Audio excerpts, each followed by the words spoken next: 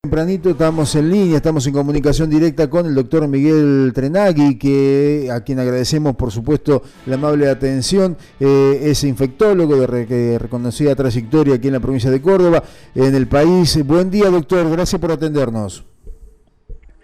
No, gracias a ustedes. Es un gusto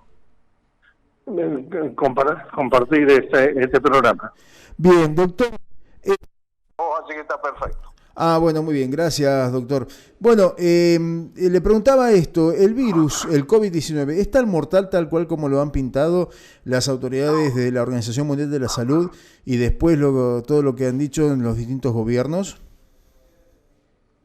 Es un virus nuevo que tiene una mortalidad baja, no es de alta mortalidad. Uh-huh. El problema de este virus es que tiene una contagiosidad altísima. Uh-huh. Entonces se filtra por cualquier lado. Es muy difícil, por más que uno tome las medidas, de evitarlo totalmente. Uh-huh. Pero es un virus que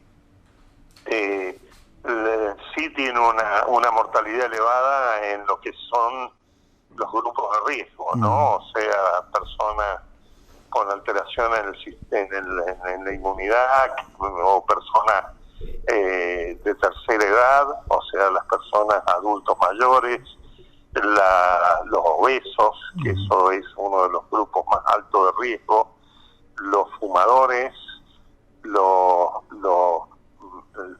las mujeres tienen más riesgo que el varón, pero en las personas jóvenes de buena salud y que no padecen ninguna patología de base, tiene una mortalidad que no llega al 2%. Claro. ¿Y cómo hemos llegado a esta situación, doctor, luego de más de 168 días prácticamente de cuarentena? ¿Cómo la Argentina llega a esta situación y estar dentro de los 10 países de mayor cantidad de contagios en el mundo? ¿Por qué llegamos a este tema? Bueno, hay un montón de factores. Yo creo que nosotros, yo no tengo nada, no soy autoridad de gobierno, pero sí me ha tocado discutir con las autoridades de gobierno, con el grupo de asesores, que eran muchos de ellos amigos míos, que viven en Buenos Aires. Yo creo que le dieron una dimensión equivocada de lo que podía ser esto. Los que nos hemos dedicado a esta especialidad, y inclusive a mí tengo un extra, porque en los años 70 yo fui becario de la Organización Mundial de la Salud, y la tesis mía fue las grandes pandemias desde el advenimiento de la era cristiana. Uh-huh. Y la verdad que me tocó estudiar muchísimo todo el tema, cómo se comportaban las pandemias. Y la verdad es que cuando esto empezó, y ya vimos en Wuhan, ahí en China, cuál podía ser la evolución, yo me quedé asombrado porque el ministro nuestro de Salud de la Nación, junto con varios de los asesores de este comité que tenía ahí en Buenos Aires, le restó importancia. Inclusive ustedes deben acordarse bien, ya los primeros días de enero, a mí me entrevistaron varias radios de acá, inclusive varios Radio Mitre de acá, y algunas otras radios que tiene distintas provincias, inclusive más, me hicieron una nota larga, la Radio High de Israel, consultándome lo que había señalado acá las autoridades de gobierno, que esto era una gripecita, que esto no iba a llegar a Argentina porque estábamos en el verano, que esto el ministro le tenía miedo al dengue y no al coronavirus, porque esto se iba a cortar pronto. La verdad que le dije que yo no pensaba igual, que había que prepararse porque no se sabía qué magnitud podía tener esto, porque nadie sabía nada. Entonces hubo asesores del ministro y que después lo asesoraron también al presidente, con estas ideas absolutamente equivocadas. Entonces no compraron los test para poder hacer los testeos, nada, porque con esto no iba a pasar nada. Después cuando quisieron comprar, aparte de quedarse sin dinero el gobierno para comprarlo porque eran caros, hizo un arreglo con China por equipamiento, por los test estos de los hisopos, que casualmente nos trajeron los hisopos que los habían devuelto España e Italia porque no eran buenos, eran malos. Y eso fuimos nosotros con aviones de esto de aerolínea, 5 o 6 viajes, a traer esto que nos habían vendido muy barato los chinos. Y eso en definitiva ha impedido tener primero modificar la visión de lo que podía ser esto. La verdad que nosotros tenemos como orgullo decir, lo único bien que se ha hecho acá es haberlo entrenado rápidamente a los equipos de salud de las terapias intensivas, que han hecho una labor encomiable. Porque en los países que tuvieron muy alta mortalidad de los casos graves que tenían que ir a terapia intensiva, era porque no se conocía. Todos pensaban de lo que hacían los pulmones, que los dejaba sin posibilidad de intercambiar oxígeno, y se morían por algo que se llama hipoxia, que falta de oxígeno en los tejidos.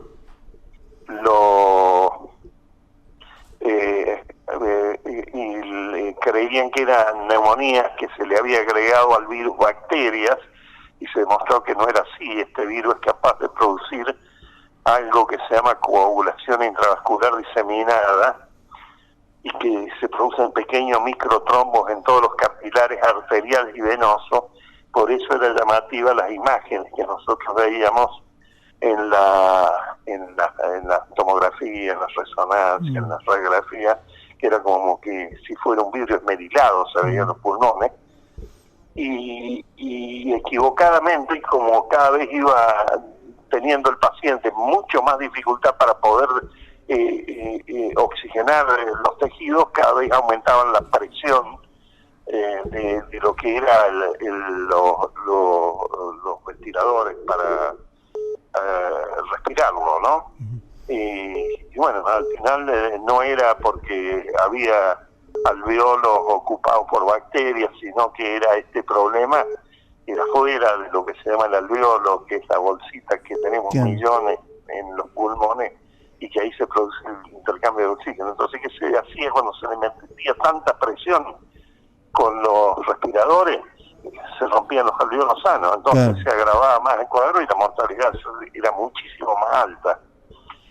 Después, claro, al darse cuenta, cuando nos dimos, los que hemos venido trabajando mucho con estas coagulopatías que se llaman de consumo, que es una cascada inflamatoria brutal, nosotros la estudiamos allá cuando yo era médico, recién recibido en los años 60, algo que se llama, dije recién, coagulación intravascular diseminada, y lo estudiamos en las meningitis, que tenían tan alto porcentaje de mortalidad y de secuelas, y verdaderamente se demostró que colocada tempranamente el uso de corticoides en la coagulación intravascular diseminada es fantástico, porque cambia el pronóstico. En esto se dieron cuenta fundamentalmente los italianos, porque se encontraron que había un grupo de población, que sobre todo los pacientes con artritis, en los cuales recibían permanentemente corticoides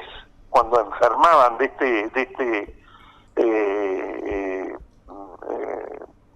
este coronavirus, tenían una muy buena evolución, a diferencia de otros pacientes que no estaban con medicación de corticoides, que o sea, no padecían nada que le hubiera hecho que le den corticoides por otra patología. Entonces empezaron a profundizar, y ahí se dieron cuenta y pudieron comprobar que esto era una coagulación intravascular diseminada por obstrucción de los capilares venosos y arteriales, que se formaban pequeños trombos y no circulaba la sangre.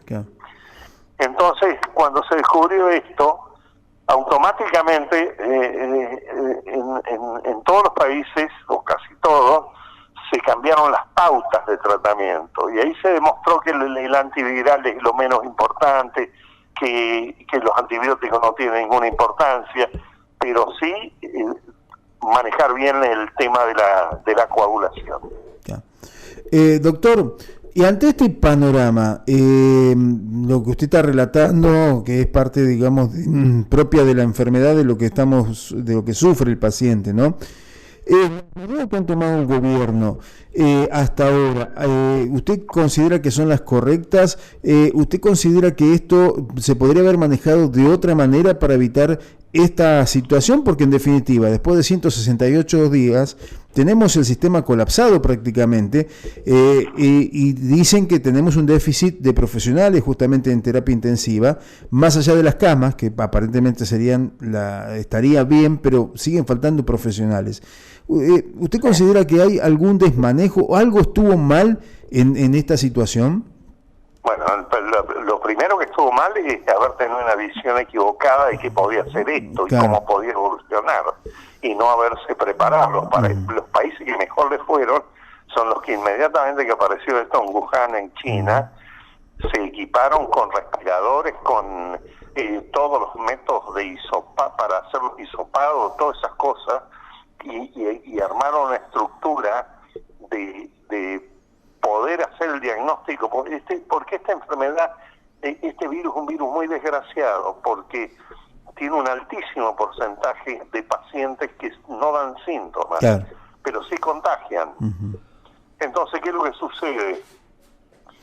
Todos los contactos, teniendo una base de seguimiento epidemiológico bueno, como lo hicieron en los países asiáticos, como lo hizo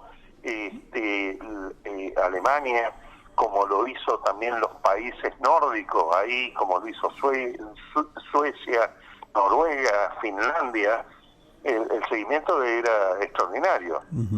Otro de los países que están a la misma altura geográfica que nosotros, Australia o Nueva Zelanda. Nueva Zelanda fue un ejemplo, inclusive en el seguimiento. Una persona que estaba tan bien entrenada la gente, que nos encontrábamos con que a una persona le dolía la garganta, había tenido un poquito de fiebre, llamaban por teléfono un número, antes de las 2 horas estaba el vehículo que le venía a hacer el test.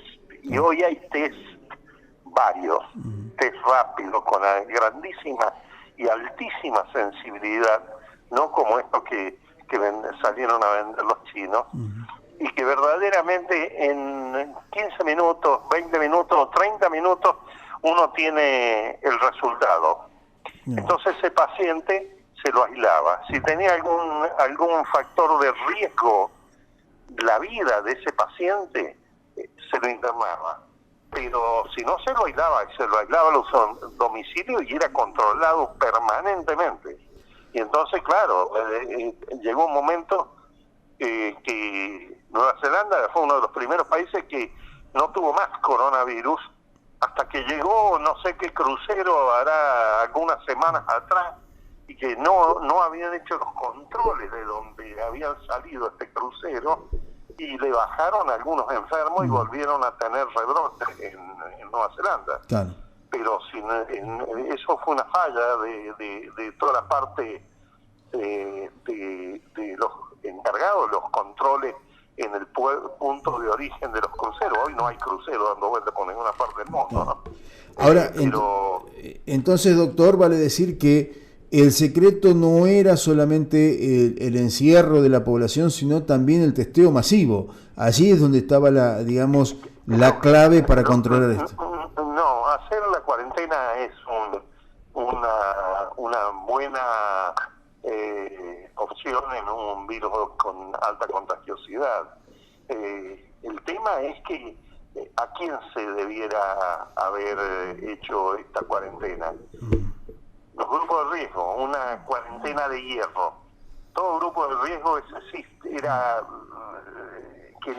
tratando de que no escape nada. Pero lo otro, la población de bajo riesgo, tomando las medidas que en ese momento, porque la cuarentena no es solo encerrarse en la casa, Claro. Usar barbijo, tomar las medidas higiénicas de las manos, del alcohol al 70%. No, entretuvieron a la población diciendo que había que sacarse los zapatos, ponerle hipoclorito antes de entrar a la casa, sacarse la ropa, quedarse desnudo en la puerta de entrada, poner todo en una bolsa, ir corriendo el que viene de trabajar, padre o madre, y poner todo en ropa con agua muy caliente. Todo eso está demostrado que no sirve para nada. Uh-huh. Había que rociarle el saco, la chaqueta de la ropa que se traía de la calle. De ahí no vive el virus. Okay. Lo que había que hacer no era nada de eso. Entonces era estar entretenido y enloquecido con esas cosas. Lo importante es el aislamiento, o sea, el distanciamiento, el lavado de manos, el uso de barbijo, evitar reuniones en lugares cerrados, porque en lugares cerrados que no tienen circulación de aire que se mueva, evidentemente que aumenta en una forma enorme el riesgo de adquirirlo, mucho más si se está en un lugar cerrado que no hay barbijo, no hay nada, y se sientan alrededor de una mesa varios, y cuando se está hablando y mientras si habla con voz alta, es cierto que hay mayor eliminación viral. Lo otro, nadie le explicó bien a la población que acá lo importante con el barbijo no es taparse la boca. Si el virus fundamentalmente contagiamos a través de la nariz y no contagiamos a través de la nariz. La penetración fundamental del virus, si bien penetra algo a través de la conjuntiva del ojo o un poquito por la boca, pero por donde penetra por la nariz y por donde sale por la nariz. Y uno ve la gente acá que va con el barbijo puesto ahí en la pera. Claro. Y en vez de taparse la nariz, deje la pera sin nada, pero tápese la nariz. Hoy se conoce muy bien cómo es el ciclo del virus. Doctor, y ante hasta esta perspectiva, ¿usted piensa que estamos cerca ya de aplanar la curva en la Argentina? No, eso nadie lo puede decir. Todo el que habla que nos falta un poquito para llegar al pico, todo eso no se sabe cuando llegue el pico, porque acá lo que hay que saber es, hoy ya es muy difícil porque tenemos un virus que está circulando en la comunidad. Claro. Si se hubiesen tomado estas medidas de mucha fuerza, de hierro, de a quién había que separarlos, y el resto de la gente sana, teniendo las precauciones de esto de los barbijos, de la separación y la higiene de manos y todas esas cosas, porque este es un virus que no entra por ninguna lastimadura ni por una heridita, nada de eso, entra exclusivamente por la vía respiratoria, claro, y especialmente, como dije recién, por la nariz. Entonces, esa gente que tendría que haber continuado trabajando, porque hoy estamos fundidos, hoy el país no tiene dinero, pero para nada. Y entonces esto va, el hecho de poner gente a que se quede, gente sana que puede estar trabajando, tomando todas las medidas, haciendo las cosas bien, el país hubiese seguido produciendo, porque es el país, Argentina, que ha dejado de producir de todo con esta cuarentena. Y eso va a traer más muertes. Claro, los daños colaterales van a ser peores, ¿verdad? Terrible. Inclusive más. Tanto ha sido la mala propaganda que se hizo, porque hay muchos hechos y hay que sumarlo. Nos hemos cansado de escuchar por las radios, que las recomendaciones o los diarios, la televisión, que pasaba